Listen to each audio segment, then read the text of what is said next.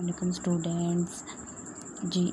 तो video start करने से पहले, लेक्चर स्टार्ट करने से पहले मेरी आपसे यही रिक्वेस्ट होगी कि मेरी वीडियो को लाइक करना और कमेंट करना मत भूलिएगा, ठीक है। और सब्सक्राइब करना भी मत भूलिएगा। ये जो लाइक होते हैं, कमेंट होते हैं और सब्सक्रिप्शन होती है, ये आपकी तरफ से हमारे लिए एक सेटिस्फेक्शन मैसेज होता है कि आप लोगों को हमारा जो लेक्चर है या वे ऑफ डिलीवरिंग लेक्चर है ये आपको पसंद आ रहा है, अच्छा लग रहा है और हम मज़ीद इसको कंटिन्यू इसी तरह से कर सकते हैं। थैंक यू, ठीक है। नेक्स्ट हम अब देखेंगे role of microorganism as decomposers, ठीक है, कि माइक्रो ऑर्गेनिज़म डिकम्पोज़र के तौर पे किस तरह का रोल अदा करते हैं, कैसे करते हैं।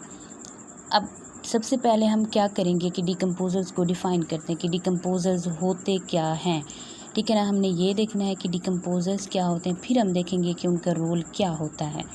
अब हमें पता है कि ड्यूरिंग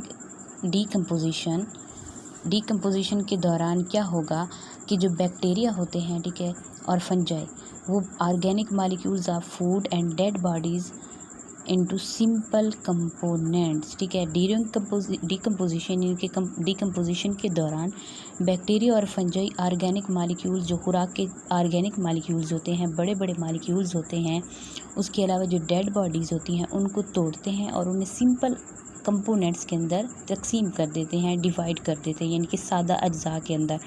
अब ऐसे ऑर्गेनिज़म जो कि ये डिकम्पोजिशन करते हैं, जैसे हमने बोला है कि बैक्टीरिया और फंजाई थे, ठीक है, हमने बोला बैक्टीरिया हैं और फंजाई हैं, ये क्या कर रहे हैं कि ऑर्गेनिक मॉलिक्यूल्स को और डेड बॉडीज़ को ब्रेक करते हैं सिंपल कंपोनेंट के अंदर। तो ये ऑर्गेनिज़म जैसे बैक्टीरिया और फंजाई जिन्होंने क्या किया कि ऑर्गेनिक मॉलिक्यूल को छोटे छोटे पार्टिकल्स में तब्दील किया, इन्हें हम नाम देंगे डिकम्पोजर्स का, ठीक है। अब देखें, organism which do the decomposition called decomposer, ऐसे ऑर्गेनिज़म जो कि डिकम्पोजिशन करते हैं, ठीक है, किसकी, ऑर्गेनिक मॉलिक्यूल्स की और डेड बॉडीज़ की, उन्हें हम नाम दे रहे हैं डिकम्पोजर्स की।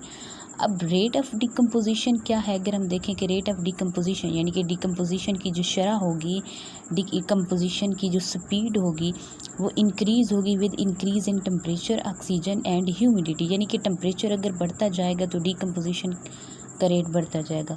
इसी तरह से अगर हम ऑक्सीजन की क्वांटिटी बढ़ाएं इन्वायरमेंट के अंदर ऑक्सीजन की क्वांटिटी बढ़ती है तो उससे क्या होगा कि डिकम्पोजिशन का रेट भी बढ़ेगा।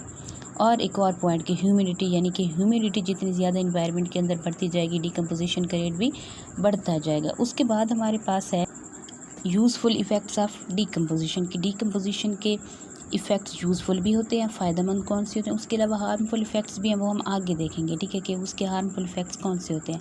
अभी हम देख रहे हैं यूज़फुल इफ़ेक्ट्स ऑफ डिकम्पोजिशन की। डिकम्पोजिशन के मस्बत असरात, मस्बत नतायज क्या होते हैं। फर्स्ट ऑफ़ ऑल हमारे पास है by decomposition complex matter in dead bodies of plants and animals break into simple components, ठीक है।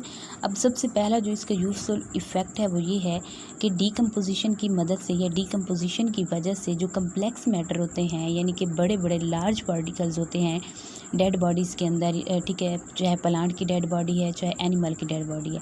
अब उसके अंदर जितने भी बड़े बड़े मॉलिक्यूल होंगे तो डिकम्पोजिशन से क्या होता है कि वो छोटे छोटे अज्जा के अंदर, छोटे छोटे सादा अज्जा के अंदर तकसीम हो जाते हैं, ठीक है।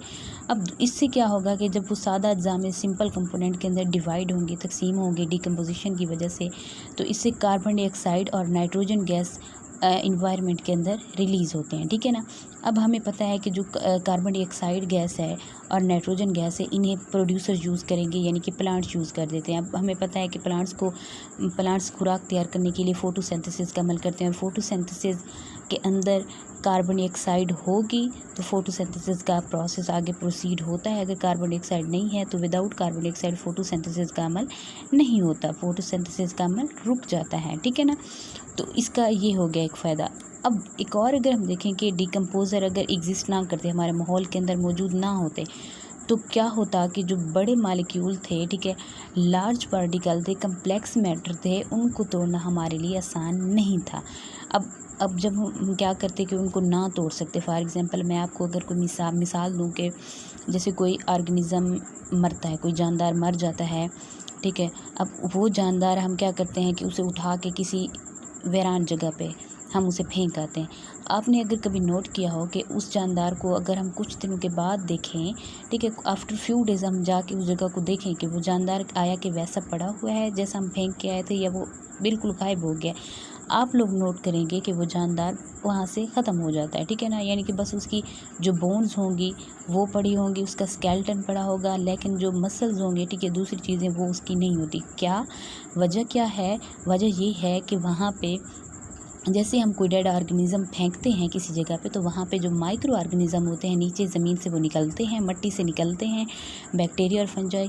और वो जो बड़ा मालिक्यूल था, ठीक है, डेड ऑर्गेनिज़म थे, उसके अंदर जितने भी बड़े बड़े मालिक्यूल्स होंगे, उन मालिक्यूल्स को वो डिकम्पोजर्स यानी कि बैक्टीरिया और फंजाई क्या करेंगे कि छोटे छोटे मालिक्यूल में डिवाइड करेंगे। उनको डिवाइड करने के बाद फिर वो उसे अपनी खुराक के तौर पर जज़्ब कर लेंगे, फिर वो वापस नीचे मट्टी में चले जाएंगे। तो इसका क्या हो गया कि ये भी एक यूज़फुल इफ़ेक्ट है डिकम्पोजिशन का। क्यों?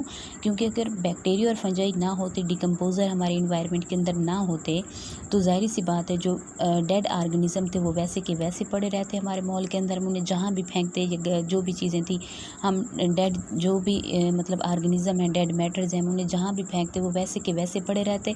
और क्या होता है, इससे हमारे इन्वायरमेंट के अंदर हर तरफ स्मेल ही स्मेल होती उस ऑर्गेनिज़म की, ठीक है ना। क्यों? क्योंकि वो सही सलामत वहाँ पे पड़ा हुआ है। जी, थैंक यू सो मच। तो नेक्स्ट टॉपिक के साथ हम फिर मिलेंगे। प्लीज़ लाइक करना और कमेंट करना और सब्सक्राइब करना मत भूलिएगा, ठीक है। कमेंट्स अच्छे होंगे तो आपकी मेहरबानी होगी, क्योंकि ये हमारे लिए एक किस्म की अप्रिशिएशन होती है कि आपको हमारा लेक्चर पसंद आ रहा है।